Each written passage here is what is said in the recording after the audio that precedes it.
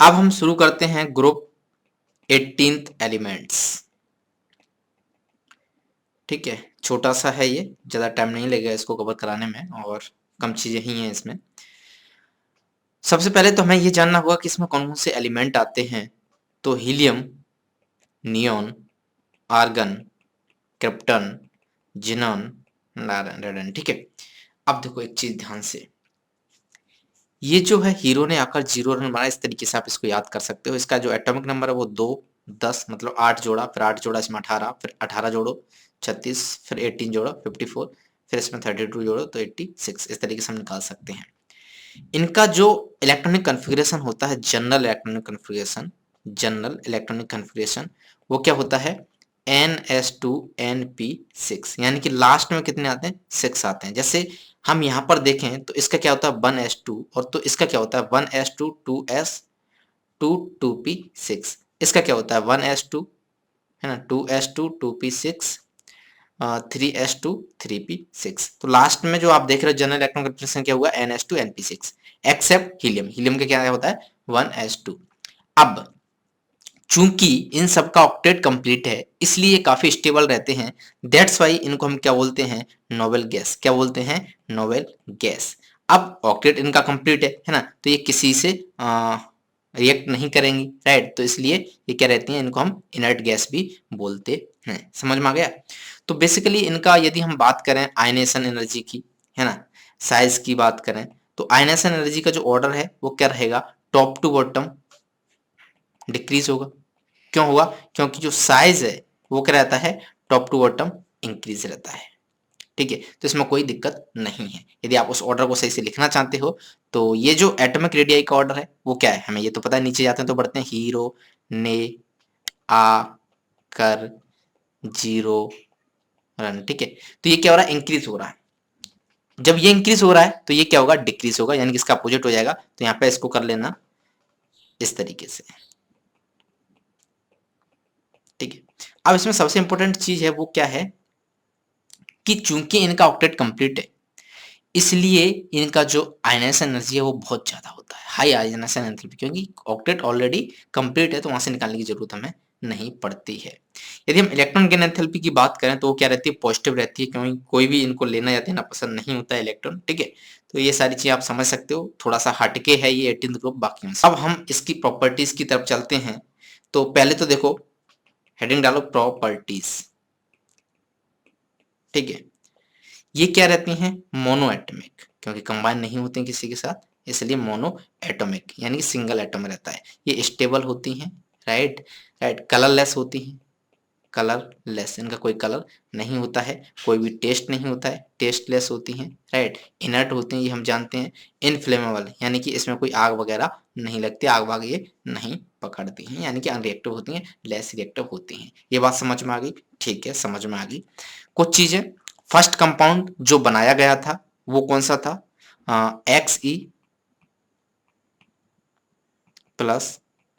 Xe+Pt F6-। ठीक है, halogen जो नोबेल गैस का कोई पहला कंपाउंड ये था। ये बना कैसे था, एक पहला कंपाउंड प्रिपेयर किया गया था जो था O2 प्लस एक साइंटिस्ट नील साइंटिस्ट थे, वो इसको बना रहे थे F6-। तो उन्होंने देखा कि इसका जो कलर है वो क्या है रेड कलर है, तो इससे वो इंस्पायर्ड हुए, और जब ये इंस्पायर्ड हुए है ना तब उन्होंने इसका डिस्कवरी की। तो सबसे पहले यदि हम बात करें नोबेल गैस में तो वो ये वाला कंपाउंड पाया गया था। ओके, अब हम यहाँ से कुछ इनके इंपॉर्टेंट कंपाउंड की तरफ चलते हैं। तो पहला कंपाउंड देखते हैं हम क्या होगा XeF2। ऐसे भी देखो जिन्होंने की XeF2 है, XeF4 है, XeF6 है, ये सारे के सारे कंपाउंड है। इनकी ज्योमेट्री आप देख सकते हो। ज्योमेट्री क्या होगा, यहाँ पर टोटल कितने इलेक्ट्रॉन होते हैं वो चीज आपको पता होना चाहिए। तो 2 तो यहाँ कवर हो गए, बाकी 6 इसमें रह गए। तो कैसे बनेगा ये, तो XE है ना, बाकी जो 2 लोन पेयर हैं वो नीचे आ जाएगा, एक ऊपर, और ये F और ये F। ठीक है, तो यहां से आप देख रहे हो इसका स्ट्रक्चर कैसा है XeF2 का, लीनियर। कैसा है लीनियर, है ना 180 डिग्री। हाइब्रिडेशन की बात करो 1 2 3 4 5, हाइब्रिडेशन क्या होगा इसका sp3 1 2 3 4 5 sp3d2 नहीं 2 नहीं आएगा क्योंकि 5 है ना, तो 3 4 ही हो गए, 1 ये 5 समझ रहे हो। बाकी ये कुछ भी पूछ सकते हैं, नंबर ऑफ बॉन्ड पेयर कितने हैं, तो 1 2 ही है। लोन पेयर कितने हैं, 3 है। शेप क्या है, लीनियर है। ऑक्सीडेशन स्टेट क्या है, +2 है। राइट, यहाँ पे दिखाई दे रहा है, इसका +2 है, इसका +4 है, इसका +6 है। ऑक्सीडेशन स्टेट यहाँ पे लिख लो, ये क्या है +2, ये किस में है +4 में, ये किस में +6 में। समझ में आ रहा है कि नहीं आ रहा है, सिंपल सी है। मैं इन सब की प्रिपरेशन यहीं पे बता देता हूँ, फिर हम 1 बाय 1 उनकी कुछ प्रॉपर्टीज हैं उसको देखेंगे। प्रिपरेशन की बात देखो, पहले प्रिपरेशन कैसे करते हैं, यहाँ पे हेडिंग डालो प्रिपरेशन, ठीक है। फर्स्ट रिएक्शन, जब हम XC, ये क्या गैस है, ऑब्वियस है, ठीक है। इसकी रिएक्शन कराते हैं हम F2 के साथ, और ये क्या एक्सेस मात्रा में है, एक्सेस में लेते हैं, तब हमें यहाँ पे क्या मिल जाता है, XeF2 सॉलिड। और जो टेम्परेचर है उसका थोड़ा सा ध्यान रखना, 673 केल्विन और 1 बार प्रेशर पर। यदि हमको XeF4 बनाना है तो वो कैसे बनाएगी, तब हम Xe, इनका जो रेशियो है Xe और F2 का, वो क्या कर देते हैं 1/5 कर देते हैं, तब हमें यहाँ क्या मिल जाता है XeF4, वो भी क्या है सॉलिड है। समझ रहे हैं, टेम्परेचर यहाँ पे थोड़ा सा और ज्यादा रहता है, 173 केल्विन और 1 बार प्रेशर। ये क्या है गैस, राइट, तो यहाँ पे लिख देना ये भी क्या है गैस है, गैस है। समझ आ रहा है ना, सिंपल सी चीज है। यदि हम इसका जो XeF4 बन गया, यदि हम बात करें XeF6 की, तो Xe प्लस F2 के साथ रिएक्शन कराते हैं, बट यहाँ पर जो रेशियो है, ये क्या गैस है, ये क्या गैस है।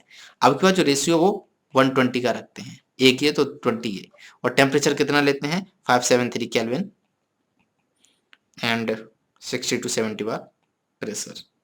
यहाँ पे 7 बार प्रेशर है, ठीक है, 1 बार नहीं है। और तब हमें यहाँ क्या मिल जाता है XeF6। इस तरीके से हम इसको प्रिपेयर कर सकते हैं। तो बाकी मैं बार बार नहीं बता रहा हूँ कि किस तरीके से हम इनको प्रिपेयर करेंगे। उम्मीद करता हूँ ये चीजें समझ में आ गई होंगी, ठीक है। अब थोड़ा सा आगे बढ़ते हैं और इनके कुछ कंपाउंड्स देखते हैं। हमने प्रिपरेशन देख ली है।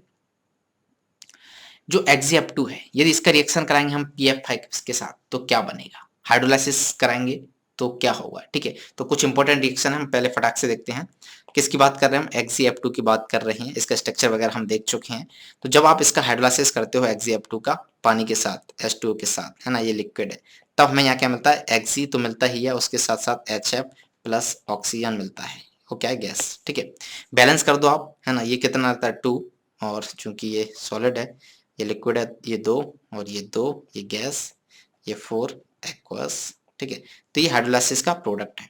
दूसरा रिएक्शन इसका क्या हो सकता है, XeF2 है, इसके रिएक्शन यदि आप कराते हो PF5 के साथ, तब हमें यहाँ क्या मिलता है XeF प्लस और PF6 माइनस, ठीक है। तो इस तरीके की इनकी रिएक्शन हो सकती हैं।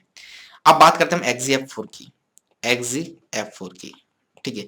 इसका जो हाइड्रोलाइसिस प्रोडक्ट है वो आपको पता होना चाहिए, और कुछ और रिएक्शंस इसकी हैं वो भी पता होना चाहिए। तो एक इंपॉर्टेंट रिएक्शन XeF6 की, जब आप रिएक्शन कराते हो O2F2 के साथ 143 केल्विन पर, तब हमें यहाँ मिलता है XeF6 solid plus O2।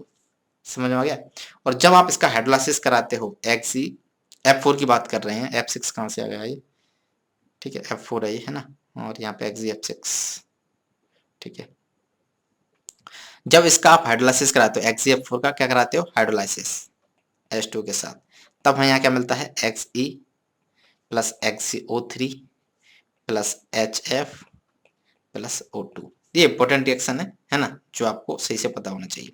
Balance कर लो, यहाँ पे ये 6 होता है, ये 12 होता है, 6 12, फिर 4, यहाँ 2, यहाँ 24 और ये 3, इतनी खतरनाक है, ठीक है। तो इसको थोड़ा सा बॉक्स में लेना और इसको याद कर लेना, काफी इंपॉर्टेंट है XeF4 की ये रिएक्शन, राइट। बाकी जो स्ट्रक्चर वगैरह वो आप देख सकते हो और बता सकते हो क्या कैसे होता है। उसके बाद हम चलते हैं XeF6 पर। अब बात करते हैं XeF6 की। तो इसका भी हाइड्रोलाइसिस प्रोडक्ट हम देख लेते हैं क्या होता है। सिंपल है, बाकी हम प्रिपरेशन तो इसकी देख सकते हैं। तो देखो, जब XeF6 का आप हाइड्रोलाइसिस करते हो, यानी कि पानी में डालते हो, तब हमें क्या मिलता है XeOF4 प्लस HF, ठीक है। जब आप XeOF4 का फिर से हाइड्रोलाइसिस करते हो, तब हमें यहाँ क्या मिलता है XeO2F2 प्लस 2HF, ठीक है। सेकेंड, जब आप इसका कंप्लीट हाइड्रोलाइसिस करते हो, XeF6 का कंप्लीट हाइड्रोलाइसिस, यहाँ पर लिखना कंप्लीट हाइड्रोलाइसिस, कंप्लीट हाइड्रोलाइसिस।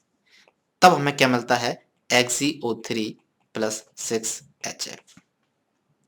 ठीक है, अब ये सारी चीजें हो चुकी हैं। उसके बाद हमारा एक और लास्ट टॉपिक है इसमें, जेनन ऑक्सीजन कंपाउंड, कंपाउंड्स। ठीक है, तो देखो कौन कौन से, एक ये है, ये हमने बनाया है, ये भी हमने बनाया है। तो कौन कौन से कंपाउंड हुए, XeOF4 हुआ, कैसे प्रिपेयर कर सकते हैं देख सकते हो। XeO2F2 हुआ, कैसे प्रिपेयर करते हैं, यहाँ से करते हैं। XeO3 हुआ, कैसे प्रिपेयर करते हैं, यहाँ से करते हैं। ठीक है, इससे पहले हाइड्रोलाइसिस में और भी हमने देखा था XeO3 कहाँ से बना रहे हैं। ठीक है, तो ये सारी चीजें हो गई। अब इसके बाद इनकी ज्योमेट्री वगैरह है, कैसे क्या निकालते हैं, केमिकल बॉन्डिंग का पार्ट है, मतलब है ना, केमिकल बॉन्डिंग से वो सब हो जाएंगे, तो वो आपको अच्छे से पता होगा। ओके, तो ये सारी चीज़ें होने के बाद हम इसको समाप्त करते हैं।